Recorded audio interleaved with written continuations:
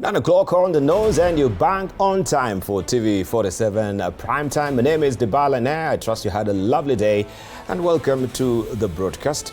Also flying with me on the sign language desk is Catherine Simaloy. Now let's get to checking the day's story, and we begin with a very, very, of course, disheartening story where two young women became unintended victims of the fuel protest in Nairobi today. May the 18th, of course, that was the Monday, I should say, the 18th, sparking calls for accountability after police allegedly fired live bullets into residential homes in Maruroi, Roysambu Ward, Nairobi County. Now, this report was prepared by Alvin Kidinje. On Monday, the 18th of May at around 4:30 p.m., witnesses say 3 police officers arrived near apartment blocks in Maruroi, Roysambu, Nairobi County, before allegedly opening fire indiscriminately. 20-year-old Prudence Amali was reportedly shot in the chest while returning from buying lunch. She was rushed to Mimosa Hospital before being referred to Kenyatta National Hospital, where she later succumbed to her injuries at around 9 p.m. the same night. Msenangu alikuwa ameenda duka kununua mafuta. Wakati ambapo alikuwa anarudi kutoka duka, alipigwa risasi akiwa hapa kwa gate, na hapa ndio penye alianguka. So tukamkimbiza hapa hospitali hapa Mimosa, akafanyiwa first aid, ikashindikana. In a separate incident linked to the shooting, 26-year-old Amandi Valerie was allegedly shot in the thigh and also taken to Mimosa Hospital before being transferred to Kenyatta National Hospital. After undergoing surgery, doctors successfully removed the bullet, with family members confirming that she is now out of danger and recovering. Alishutiwa akiwa hapa chini on the ground floor. She was doing her daily chores. We're doing her daily chores. I was upstairs. Nikaitwa tu chini kumpata, nikapata she is bleeding. That time I was in the house. Alafu kapelekwa hosi. Hivyo tu. As for me, I deserve justice for my sister. Relatives of the victim and the survivor now claim that they were forced to move from one police station to another in search of an official occurrence book, OB entry, which they say was only issued after intervention by the Independent Policing Oversight Authority, IPOA. IPOA officials visited the scene on Thursday, the 21st of May. Although they declined to speak on camera, they maintain that investigations are ongoing as the matter is still fresh. Sasa inafaa fanyiwe postmortem, bado hajafanyiwa. Nimekujia OB. Nimekujia Maruroi OB, wakanituma Ngomongo police station, nimeenda huko, wakanituma Kasarani, nimeenda Kasarani tena wamenirudisha huko. Meanwhile, the caretaker of the apartment where the incident occurred was allegedly arrested under unclear circumstances, further raising questions surrounding the shooting. The death and injuries have once again reignited debate over police conduct during public demonstrations, raising concerns over whether citizens are truly safe even inside their homes, far from the chaos unfolding on the streets. To the corridor of justice, where the High Court has declined to hear an urgent petition challenging fuel prices set by the Energy and Petroleum Regulatory Authority. Paul Kirobi has more. The stalemate surrounding the new fuel prices continues to present a major challenge between the government, matatu operators and Kenyans. The situation has become even more complicated after the High Court declined to certify the matter as urgent for immediate hearing. Instead, the court directed that the case be heard inter partes on June 2nd, 2026. The petition filed by Francis Owino before the Constitutional and Human Rights Division of the High Court seeks conservatory orders suspending the implementation of the revised maximum retail petroleum prices announced by Energy and Petroleum Regulatory Authority (IPRA) for the period between May 15th and June 14th, 2026. Owino sued IPRA alongside Cabinet Secretaries John Mbadi for the National Treasury and Economic Planning, as well as the ministries responsible for energy and petroleum and investments, trade and industry. Also named in the petition are the Attorney General, the Kenya Bureau of Standards and the National Standards Council. Owino argues that the increase in super petrol and diesel prices was implemented without adequate public participation and transparency and accountability, contrary to constitutional principles governing public finance and administrative action. Court documents describe the fuel pricing decision as opaque, unreasonable, and procedurally unfair, alleging that it violates Article 47 of the Constitution on fair administrative action and threatens socio-economic rights protected under Article 43 and 46. Awino is also seeking orders compelling IPRA and the National Treasury to disclose a detailed breakdown of the fuel pricing formula used in the May-June review cycle, including landed fuel costs, taxes and levies, exchange rate assumptions, profit margins, and the criteria used in determining final pump prices. The petitioner is questioning the reported utilization of approximately 5 billion shillings from the Petroleum Development Levy Fund. The petition further challenges a reported temporary waiver of sulfur fuel standards announced on April 30, 2026. Awino argues that the relaxation of sulfur limits could expose Kenyans to environmental pollution and serious health risks. Paul Kirobi, TV47, Nairobi. Now, Kiharu Member of Parliament Ndindi Nyoro has defended his proposals aimed at reducing fuel prices, saying the plans have received widespread public support and are now before Parliament for consideration. Nyoro says the proposals now before the relevant parliamentary committee seeks to scrap VAT on fuel, cut the fuel levy introduced in 2024 and reduce profit margins in the oil sector. Inea has also proposed a 5 billion shillings diesel subsidy to ease transport and production cost. The MP says the measures could significantly lower diesel and petrol prices and has challenged government officials to back practical solutions to cushion Kenyans from the high cost of living.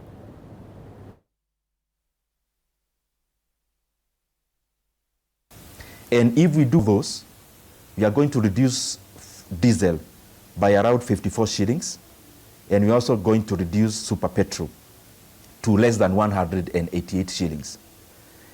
The other thing I have done, the government of Kenya took an illegal loan using the fuel levy that I'm proposing to reduce.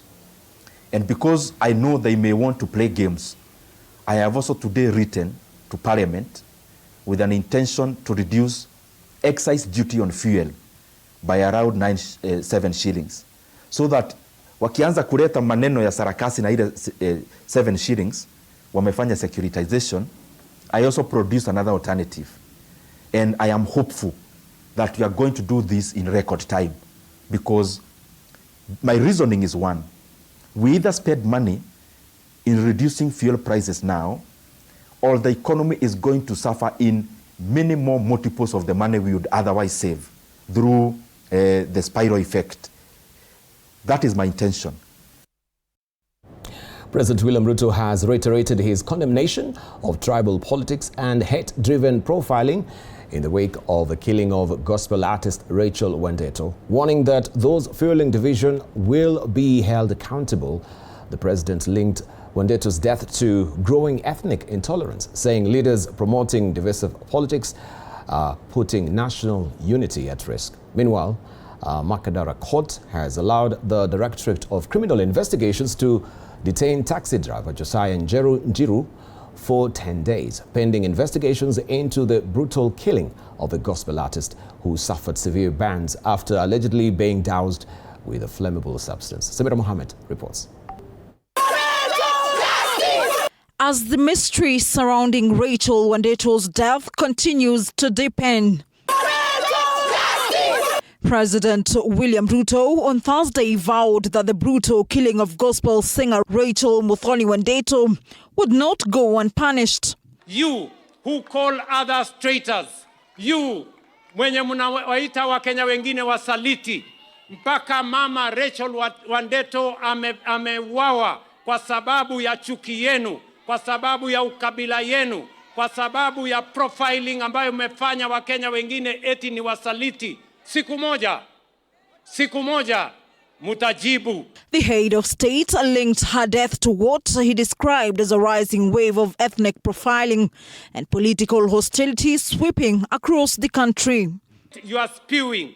I want to tell you, one day you will answer for the tribalism you are perpetuating in Kenya, for the hate you are perpetuating in Kenya. The life of Rachel Wandeto will not go unanswered. Speaking at Mama Ngina Drive in Mombasa, ahead of his 5-day development tour of the coast region, President Ruto accused certain leaders of branding fellow Kenyans as traitors and inciting tribal divisions. Kenya hii hatuwezi kukubali, hatuwezi kuwaruhusu mutuuzie ukabila, mutuuzie chuki, mutuuzie blackmail. We are telling you, we will not allow you to blackmail anybody in Kenya. This comes as a Makadara court on Thursday allowed the Directorate of Criminal Investigations to detain taxi driver Josiah Njeru for 10 days as investigations continue into the killing of Rachel Wandeto, who suffered severe burns after being attacked with a flammable substance. However, I do find that the 21 days requested by the applicants are too many for such investigations. I order that the respondent be detained for 10 days at Kilimani Police Station. Detectives handling the case had asked the court to detain the taxi driver for 21 days to allow them to analyze CCTV footage, trace key witnesses and subject exhibits to forensic examination. I'm seeking a custody order for Josiah Njeru will be detained in Kilimani Police Station for 21 days on certain grounds that during the preliminary investigation, the investigation has established that there are several CCTV cameras which are yet to be retrieved, and they'll be very crucial in identifying potential witnesses and record statement from them. According to a supporting affidavit sworn by Chief Inspector Raphael Wanjohi of the Homicide Investigations Bureau, Wandeto was allegedly lured out of her residence on the night of May 15, 2026 at around 9 p.m. before being attacked and doused with a flammable liquid, leaving her with severe burns. 4/19. Homicide detectives from the Directorate of Criminal Investigations have since taken over the case as investigators work to establish the motive behind the attack and track down all those responsible. Samira Mohammed for TV47, Nairobi. President William Ruto has kicked off a 5-day working tour of the coast region, vowing to resolve historical land injustice grievances. The president, who began with visits to Mombasa and Kwale counties, issued 33,000 title deeds at Mama Ngina Drive in Mombasa, promising that more are being processed and will be ready within 3 months. Apollo Kamau reports.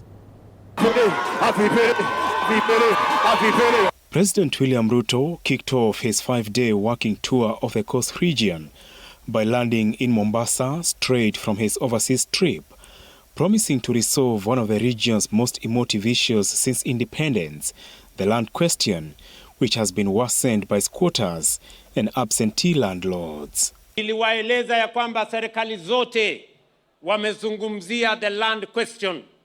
Mimi niliwaambia we have the land answer. Tunatoa title deeds 33,000 kwa wananchi wa sehemu mbalimbali.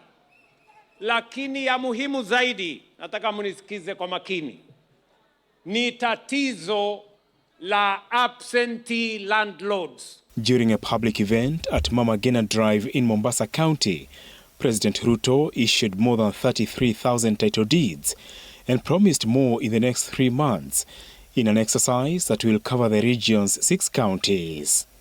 Mr. President, I congratulate you for delivering on the promises you made to the people of the coast, for abolishing vetting on identity cards that was discriminatory, for returning the operations of the Port of Mombasa to Mombasa, for making sure that the coast is part of the development program of our country. Political leaders in the region, among them Cabinet Secretaries Hassan Joho and Salim Vuria, as well as Senate Speaker Amason Kingi, were said to have been instrumental in the exercise aimed at resolving land grievances, a major boost for the president in a region that had been allied to late ODM leader Raila Odinga.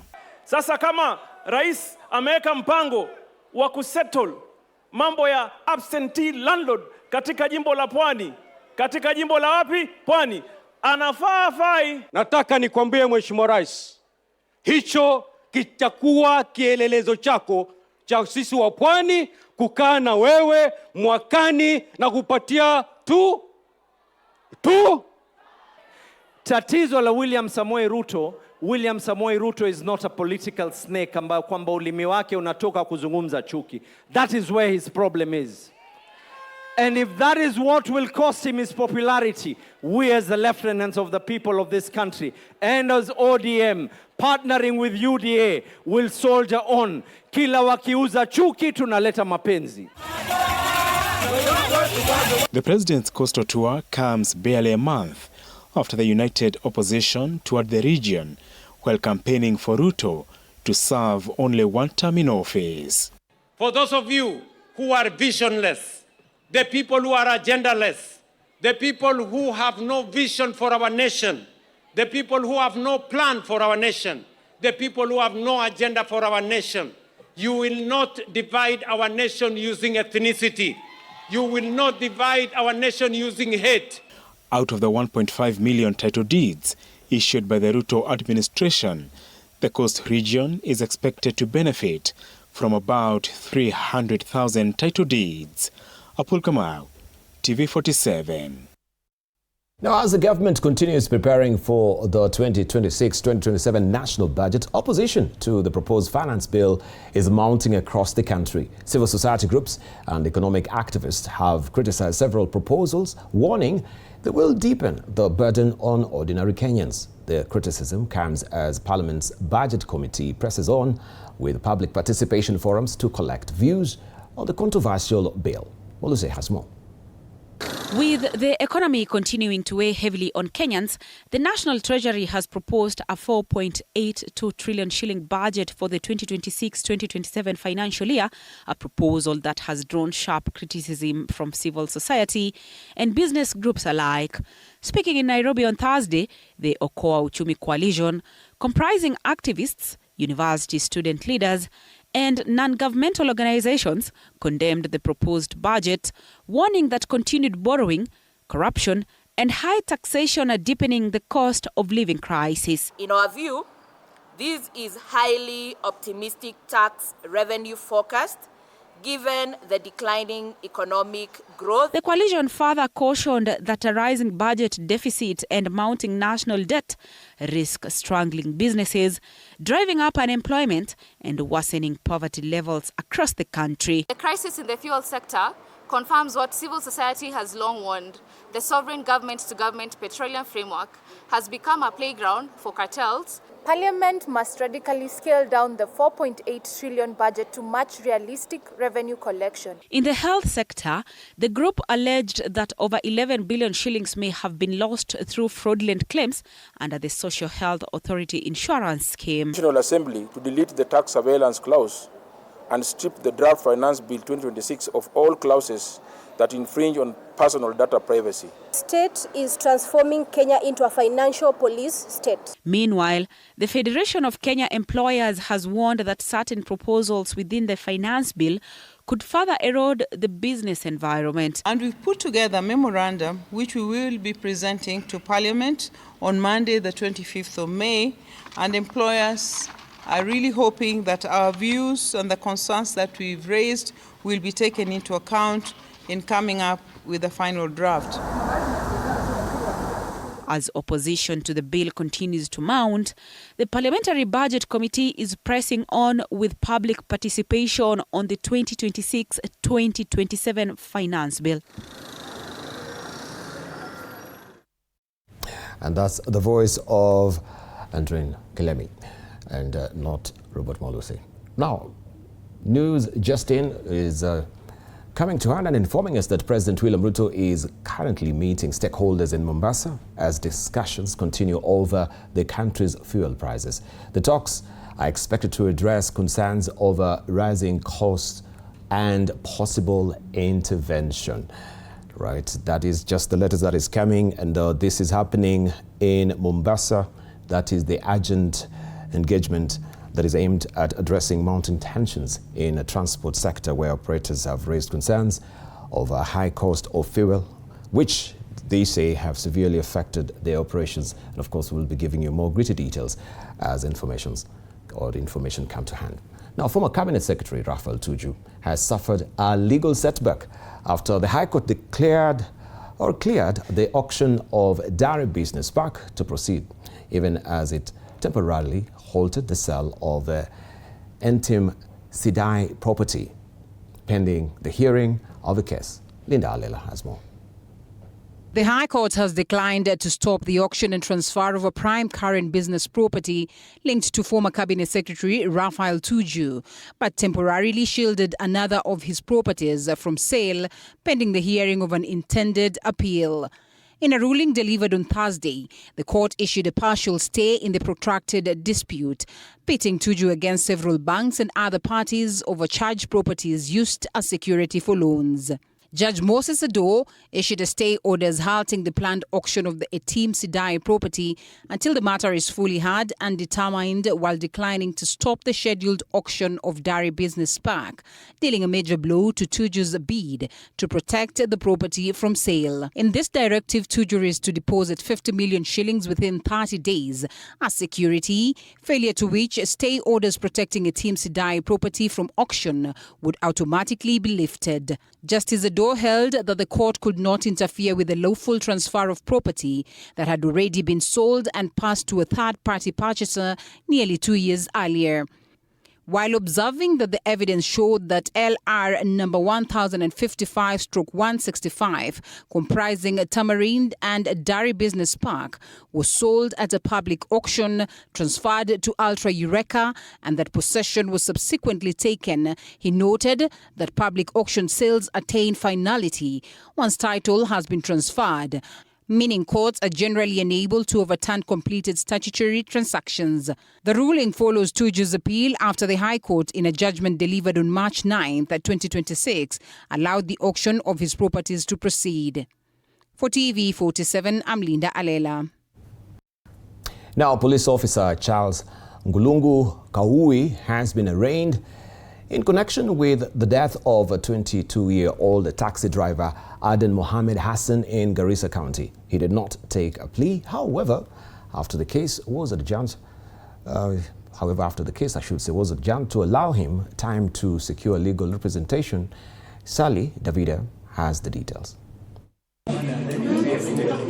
Police officer Charles Ngulungu Kaui has been arraigned in court of alleged unlawful killing of a 22-year-old taxi driver Aden Mohammed Hassan in Garissa County. According to the charge sheet, Kaui is accused of unlawfully causing the death of Aden Mohammed Hassan on April 21st this year at around 2:10 a.m. in Modika area of Garissa County. The reading of the charges was adjourned to May 21st, 2026 to allow the suspect time to secure legal representation before taking a plea. Lawyer Mahat Somane, who appeared for the victim's family, told the court that the family had no objection to the adjournment of the matter. Speaking in court, the lawyer also said the postponement will give the suspect adequate time to obtain legal counsel before plea-taking proceedings commence. Sally Davida, TV47. Now the government has stepped up surveillance along Kenya's border counties to guard against Ebola virus following reports of deaths in neighboring Uganda and the Democratic Republic of Congo. Principal Secretary for the State Department of Civil Registration and Immigration Services, Bilio Kipsang, gave the assurance after meeting administration officials in Busia. Kipsang reiterated the government's commitment to preventing infections, noting that the heightened measures follow the recent death of at least one person from the disease in Uganda. Headquarters, National Registration Bureau. Pandemic that arise, any other disease that come across and which sometimes are cross-border, there are surveillance that our officers from the Ministry of Health are doing at the border to ensure that adequate controls, adequate care, adequate procedures are put into place so that Kenyan people are not exposed in any way to Ebola and any other disease that may come. Now, the court has ruled that consensual relationships between teenagers should not automatically result in defilement charges. Justice Bahati Mwamuye says investigators and prosecutors must first establish whether force, coercion, or exploitation was involved before pursuing criminal cases. Suzanne Locho has more.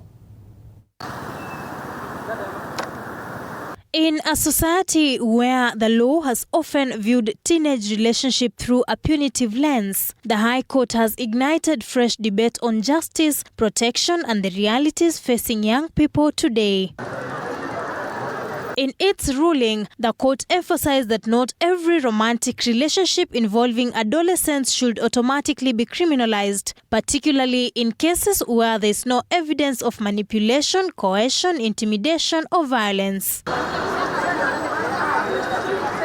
The judges directed investigators, prosecutors, and security agencies to carefully assess the circumstances surrounding each case before taking legal action. The court further warned against enforcing the law in a manner that disregards constitutional principles, stressing that while children must be protected, their dignity, rights, and best interests must also be upheld. The judges maintain that justice should not only focus on punishment, but also on fairness, proportionality, and the social realities affecting adolescents in modern society. Susan Locho for TV47, Nairobi. Thank you, Susan Locho. Now, for decades, Baringo County has been celebrated for producing some of the country's finest natural honey, with exports reaching international markets. But beekeepers now fear that the heritage is under threat as tomato farmers in the region increasingly use pesticides that are decimating bee populations and lowering honey quality. Mike Chalo reports on an industry at a crossroads. For years, Baringo County has remained one of the Kenyan's leading honey-producing regions, with its honey reaching both local and international markets. Beekeeping has become a key source of income and livelihoods for many residents, but now farmers fear that the increasing use of chemicals in tomato farming could threaten the sector's future. Farmers say the widespread use of pesticides and other chemicals is not only causing the death and decline of bee population, but is also affecting the quality of honey, a product that has become an economical lifeline for countless families in Baringo. There is a lot of pesticide inatumika huko kwetu when it comes to farming. Inaharibu sana population ya bees, which at the end of the day reduces the production and even the quality of our own honey. Tatizo kubwa sana ni uchomaji wa makaa. Hiyo ndio inaharibu mambo ya nyuki. Nyuki inahama. Tatizo ingine pia ni wakati wanakosa nectar. Tusipopanda miti, si hatuna nyuki.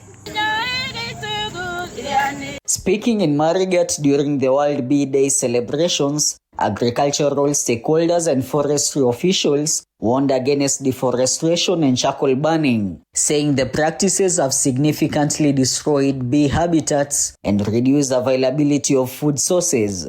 The more trees we have, the more pollen we have, the more bee forage we have, the higher then the value and the of honey, and also the bees will increase in numbers. We are encouraging farmers to use agroecological methods in their farms, reduce the use of pesticide use, and also the reduction of charcoal burning. Kazi yetu sana katika Kenya na mataifa mengine imeangazia kuwapatia wakulima ile uwezo, knowledge and skills.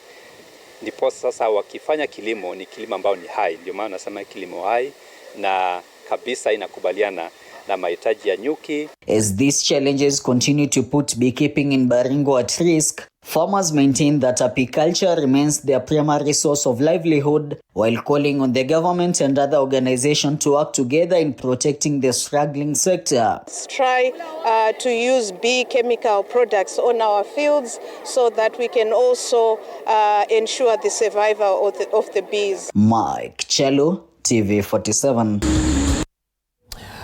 And that story by Mike Chalo brings up now the station break. We want to take a station break and we circle back with more. Don't go away. You're watching TV47 Prime.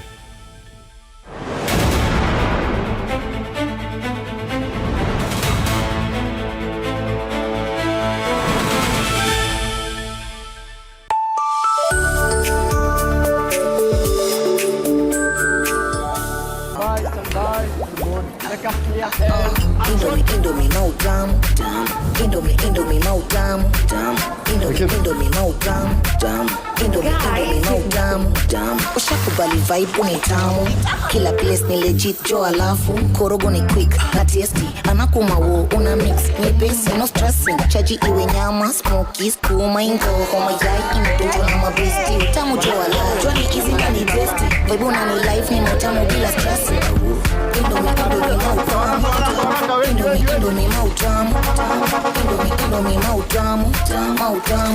mau tamu, quick and easy, vibe uplifting na flavor mbichi, bei rahisi, ina nice one time ina donjo, acha nikupanga acha nikushow vile na control, Indomie na flavors, simeja kwa bumbu, sunda maji ongeza, weka kitu kwa jiko, meka mali kwa sinia unatandaza, Indomie, furahia mlo mtamu.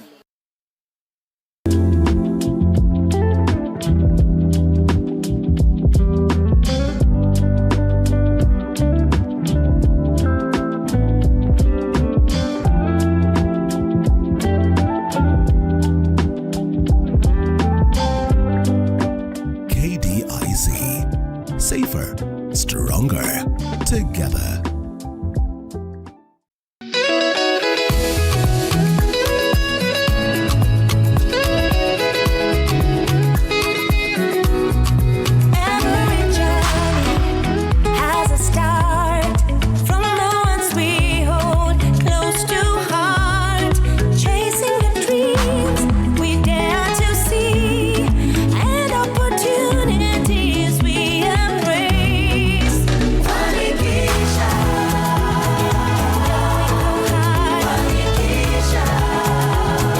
Kisha, empowering women, fueling prosperity through networking, entrepreneurial training, and financial support.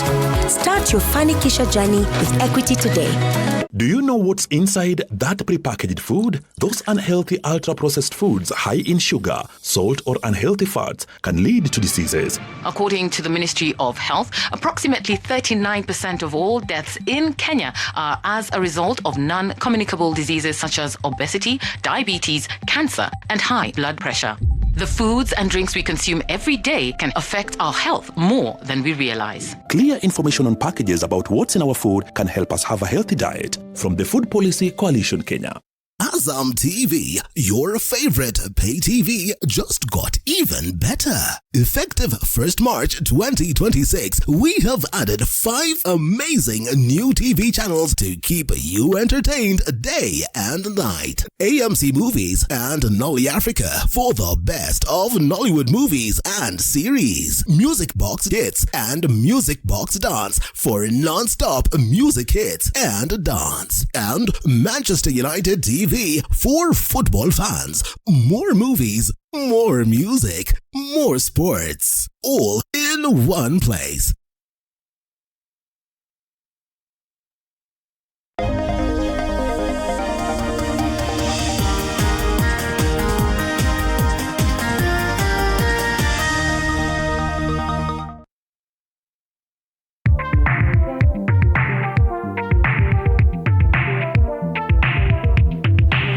Yummy na flow kama maji juu ni tamu kama sali ni juicy. Are you bored? Kuna vitu zinakuudhi, usijali my bro, ibu kama taka juicy juni.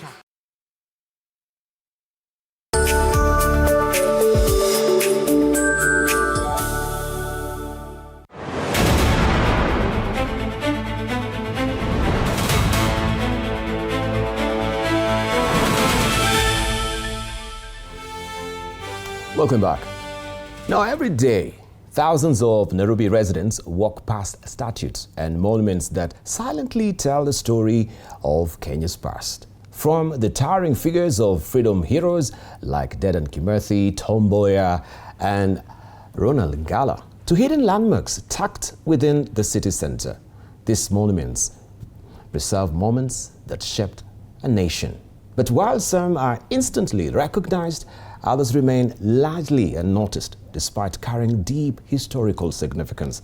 Mike Agwongo takes you through Nairobi's forgotten moments and monuments, from symbols of independence and sacrifice to a teeny-tiny stone near the General Post Office that once marked the very center of distance and direction in Kenya. They stand across Nairobi, etched into streets, roundabouts and sidewalks. Dedan Kimathi, remembered for resisting colonial rule. Tom Mboya, celebrated for shaping Kenya's modern future.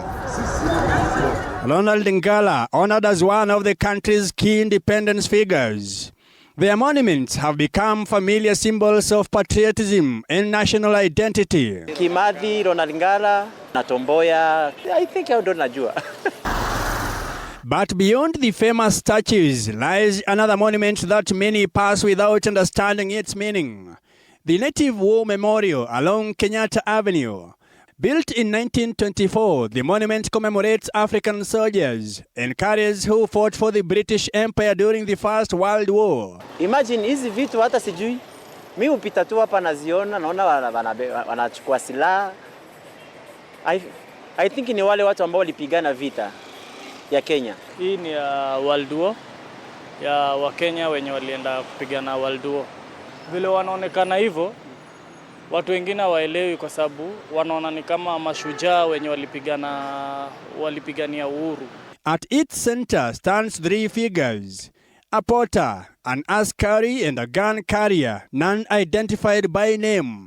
Yet together they symbolize thousands of Africans drawn into a war far from home. They are actually under the KAR, King's African Rifle. And, at that time it was very difficult pronouncing King's African Rifle, so we just called it KAR. These carrier corps. Yeah? And because, again, Africans had a problem in pronunciation or pronouncing that word, carrier corps. They just renamed it Carrier Corps. Historians estimate that more than 50,000 African soldiers and porters lost their lives during the East African campaign. Most of them were killed. But when the wars ended, the white man was heavily compensated with land in the highlands. Just a few meters away, near Nairobi's General Post Office, commonly known as the GPO, stands another forgotten landmark, small, easy to miss, but historically significant. The Galton Fence Stone, erected in 1939, is often referred to as Nairobi's Point Zero. For decades, it served as the reference point from which distance across Kenya and East Africa were measured. Galton Fence was an explorer. He's one of the first people to drive from Nairobi to Mombasa by road. And it took 15 days. Those days there were no roads. That was in 1929. There were no roads those days. The road was bumpy, hilly. So he wanted to explore, he wanted to know the distance between Mombasa to Nairobi or Nairobi to Mombasa. From Nairobi to Mombasa, Kajiado, Nanyuki, Moyale, and even regional destinations such as Juba, Khartoum, Cairo, and Dar es Salaam. The monument honors Lionel Douglas Galton Fence, founder of Nairobi's branch of the Royal East Africa Automobile Association in 1919. Today known as the AA of Kenya. There are people who establish so many things in this country that Kenyans don't know. And historians should now start relishing some of these things, bringing them back to life so that Kenyans can understand what these ancient people used to do. That there's not been a deliberate effort to actually make this as part of a curriculum, okay? Part of our history. Well, it's documented, but is it part of a curriculum?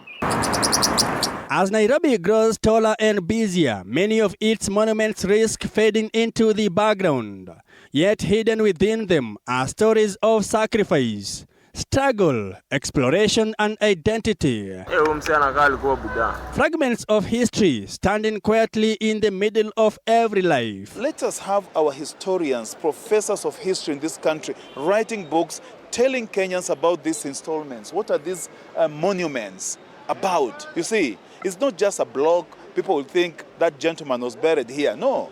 From the heroes of independence to forgotten soldiers and the city's original Point Zero, Nairobi's monuments continue to preserve a story of a nation built in stone. A reminder that sometimes history is not only found in books, but right next to us on the streets we use every day. Mike Kagwango, TV47, Nairobi. Yes, indeed, the Mike Kagwango, rich seam of information there. And of course, we get to learn a lot from the monuments and of course also from history itself. Right, from that 0 point to the 13th World Urban Forum in Azerbaijan, which is in its final stretch, even as African leaders call for the harmonization of land laws in a bid to combat the continent's worsening housing crisis. Elizabeth Mutuku reports from Baku. Well, a good evening away from Baku, where we've been following the 13th World Urban Forum, where discussions around housing and building resilient housing and cities for the future has been so key. And today we had an opportunity to follow an African dialogue which brought together leaders across Africa to discuss compact solutions in resolving housing crisis across Africa, including our very own ambassador, UN Habitat Ambassador, and that is Susan Nakumicha, among other leaders, on providing practical solutions to combat housing crisis in Africa. And today, some of the key issues which were highlighted in the meeting include harmonizing laws regarding lands to ensure that they provide practical lands to build housing, while Kenya is being hailed, or rather praised, for taking a bold step towards realizing its housing goals. But remember also, the key thing is financing housing in Africa, and Kenya has taken a bold step towards having its own funding mechanism, which many leaders say can be borrowed from. Also the question, or rather the discussions around partnerships, and especially public-private partnerships, also came out strongly in this meeting, which brought together African leaders. Remember, this is coming when a revelation has been made on having or a lack or shortages when it comes to housing. Across 3 billion people lack proper housing facilities. And President William Ruto says that yearly Kenya needs at least 200,000 houses each and every year, and therefore finding a key and sustainable solutions when it comes to financing housing. It's something which should be critical in this discussion. And while we are speaking of this, many leaders across Africa speak of great challenge when it comes to financing our own projects in housing, and also finding a way and a mechanism of resolving the land question to ensure that we get our goals right when it comes to housing across Africa. Remember, Kenyan affordable housing structure, it's something which has, or rather it's one which has been really greatly praised here in World Urban Forum, 13th World Urban Forum. But these are some of the leaders which we got to hear from, including our very own. With the unoccupied houses, you'd end up doing houses that then are not bought. So what Kenya has done, it has collaborated with the Kenya Mortgage Refinancing Institution that then provides capital to banks, to SACCOs, long-term and at low interest. So that then the banks and the SACCOs are able to provide low interest loans to the citizen to be able to buy the houses. And I think there we have some similarity. I believe it was it Angola that spoke about the market segmentation, where Kenya has done the social houses, it has done affordable houses and market rate houses, and that just takes care of the different income levels of the citizen. It sounds easy with the 4 lessons, but it's not as easy as I have put it. All this relies on a very strong political goodwill. Even now, as we speak, our president was here 2 days ago. He delivered an opening statement at the World Urban Forum. But today, this evening, he is in one of the cities called Mombasa to give keys to homeowners. That is what strong political leadership and commitment looks like. Early-stage investments, risk mitigation, credit guarantees to reduce collateral burdens, technical assistance, business development services, monitoring and managerial training to boost investment readiness. Housing for Liberian women and the youth is not just a place where people can go and lie down and relax. It's a dignity issue. It helps our people realize their full potential, and our government, under the Arrest agenda, is not leaving any stones unturned. Yes, of course, while we are hearing of different deliberations, tomorrow we are expecting sure declarations on matters housing from this 13th World Urban Forum, and we'll make sure that we bring that as it happens from Baku. But for now, it's a good night. Waiting for the declaration.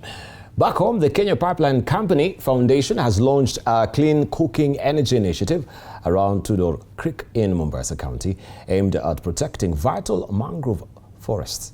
The program seeks to reduce community reliance on firewood, thereby curbing deforestation and improving public health.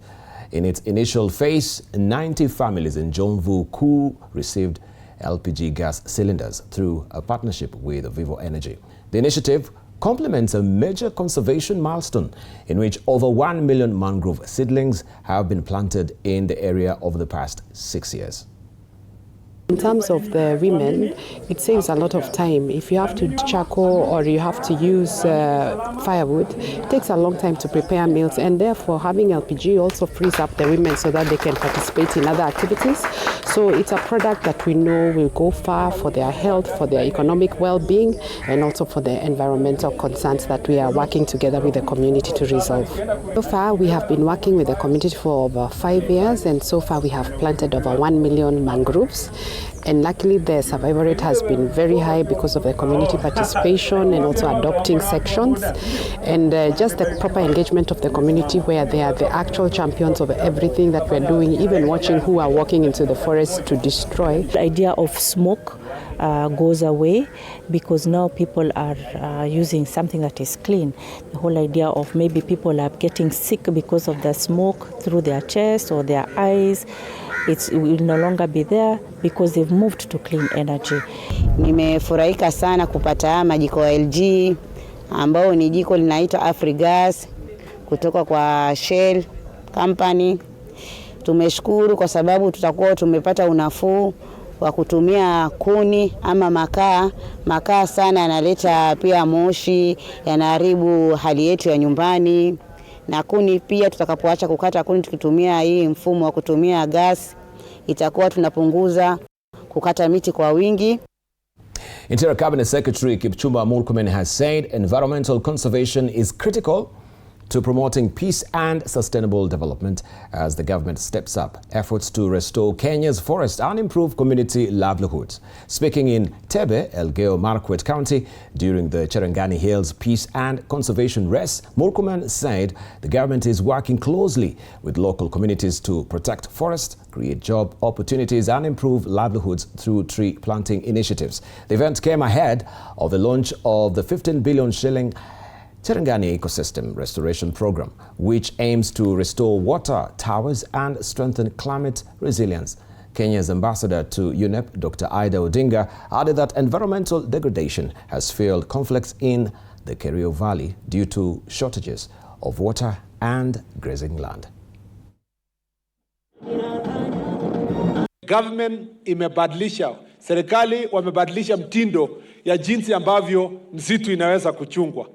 Kama zamani tungekuwa na hii uhusiano mzuri ya wananchi na msitu, hatungekuwa tumemaliza msitu vile ilivyo. The Cherish program is 10-year, 15 billion shillings intervention that says we will not wait for the next disaster.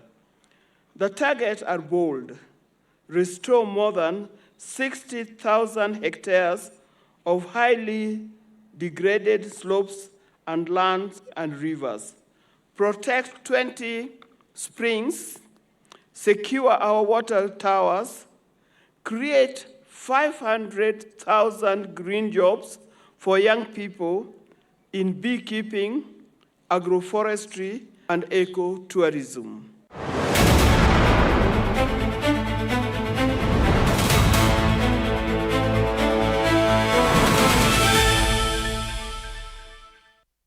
Time for business now, where Kenya Power has launched 2 electric vehicle parades from Nairobi to Mombasa and Nairobi to Kisumu as part of the 4th annual e-mobility conference and expo.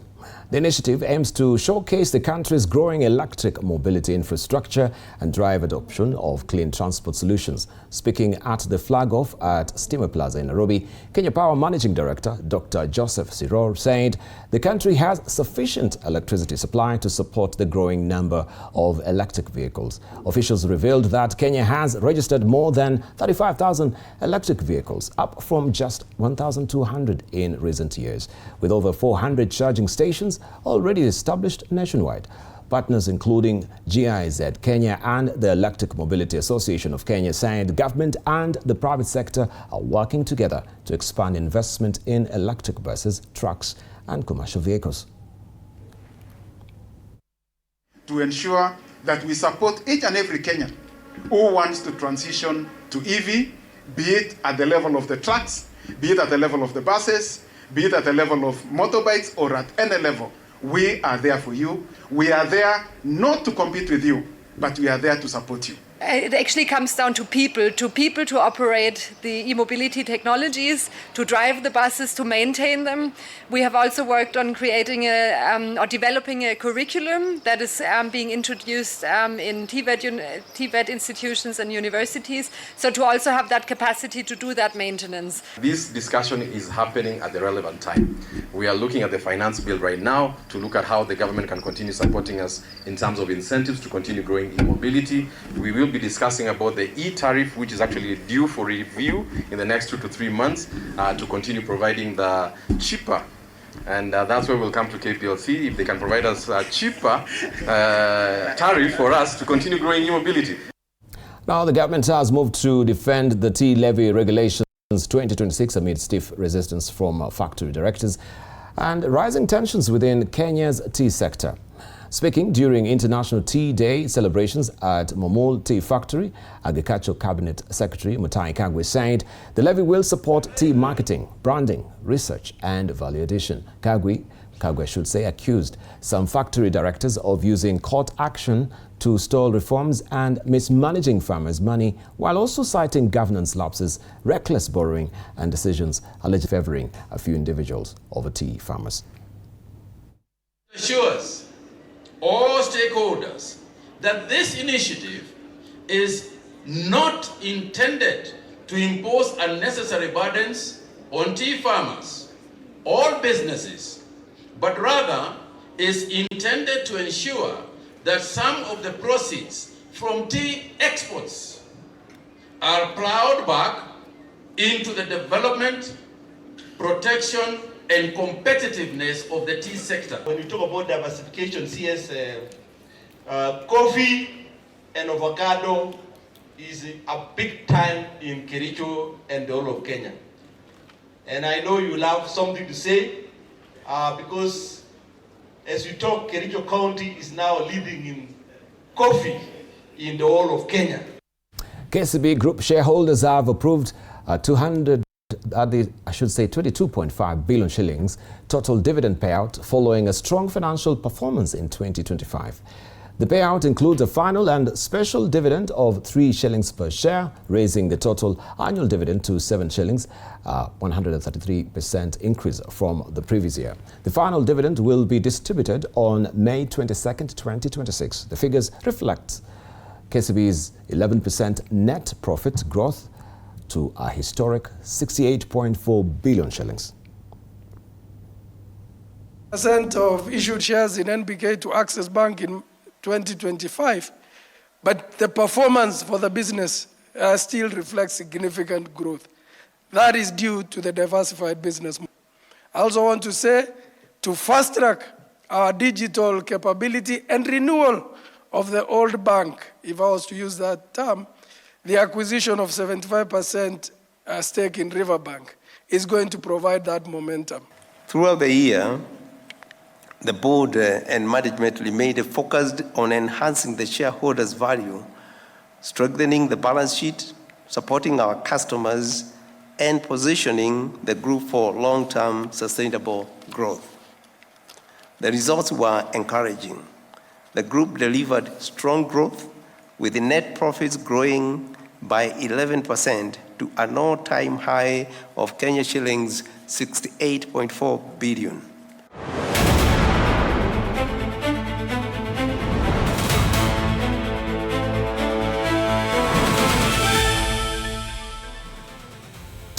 Time for sports, where Kenya's under-17 women's national team, the Junior Starlets, have stepped up preparations ahead of their second-round FIFA under-17 Women's World Cup qualifying clash against Uganda tomorrow.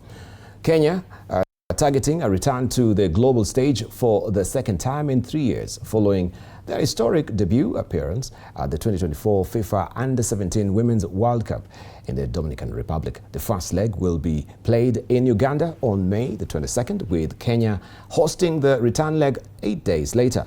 The aggregate winner will advance to the third and final qualification round. I'm wishing our Under-17 girls team all the best in the qualifier. They are inching closer to replicating the historic achievement of 2024, when they became the first Kenyan team to qualify for any FIFA World Cup of any complexion.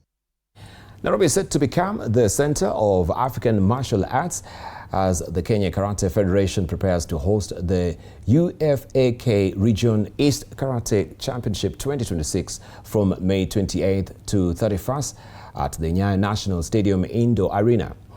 The 4-day championship, organized under the Union of the African Karate Federations, will bring together top athletes, coaches, referees and officials from 14 East African nations. Team Kenya heads into the tournament with renewed confidence after finishing second overall at last year's championship in Ethiopia with a 20-medal haul of 10 gold, 9 silver and 1 bronze. The Nairobi event will offer the 50-member Kenyan squad home advantage and serve as a key preparatory stage ahead of the African Karate Championship in Algeria in September and the Commonwealth Karate Games in Scotland in October. That mat, I want to live my best. Hata nikirudishwa round 2, I can't do anything else. So whether I win or not, as long as I've done that, and now the hope is that that translates into a medal. And I can assure you that the selected team, we have 50 players right now. That's including cadets and juniors, and the morale is high. We started the selection process through the county events and culminating into the final Kenya Open, where all counties brought their best, and we selected about 100 athletes. Introduced what we call para karate as per the World Karate Federation guidelines. For the para karate, for us last year, we only did the demo for wheelchair karate. Within the framework of WKF, we have 3 categories for para. We have the wheelchair karate, that is we call it K30. we have karate for the blind, the K21, and we have the Down syndrome for the K22. All right, that's all she wrote. Thank you for your valid company. As always, I'll be remiss if I don't show you tomorrow's publication of The Star. And this is what you will be waking up to on the front page of The Star tomorrow. Ruto to Gachagua. Don't fan flames of hatred in Mount Kenya. This is what is hogging the front page of the publication tomorrow. As you can see it there. And we have the flag reading president says endless traitor rhetoric could have inspired killers of gospel musician. That is Rachel Wandeto. And you can see also a related picture there. That is a two-term symbol there. Deputy President Kithure Kindiki and the President William Ruto, Mombasa Governor Abdulswamad Nasir, and Kwale Governor Fatuma Achani in Kwale County on Thursday. And this story is tucked away on page 4 and 5 of the publication tomorrow. Rights groups hail win as judge rules consensual teen sex no longer a crime. We're in that story by you, and you have all the details as well on page 9 of the publication on loneliness epidemic ravage youth or Nairobi youth. That is on page 16. Let's scroll up and see what we have on top here on the teaser. Of course, tomorrow's publication comes with the Siasa pullout. Why the transport strike exposed soft underbelly of Ruto's administration.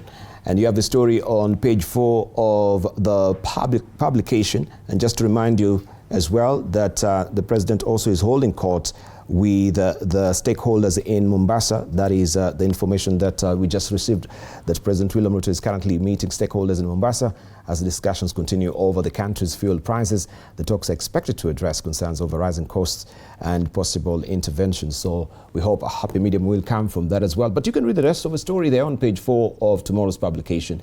And also court holds sale of Tuju's N-Team Sidai property. And the story is on page 3 of the publication. That does it for now. Thank you very much for your valid company. And of course, also on the sign language desk has been Catherine Simaloy. Sleep easy.